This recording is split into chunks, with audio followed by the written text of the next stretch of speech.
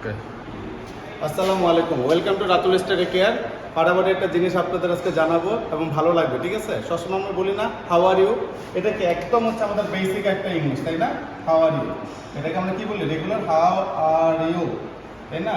এগুলি এখন আমরা একটু আস্তে আস্তে অ্যাভয়েড করার চেষ্টা করবো, বলতে পারেন সমস্যা নাই, অ্যাভয়েড করার চেষ্টা করবো। এখানে আমরা এখন থেকে কি করবো, অ্যাডভান্স ইংলিশটা শিখবো।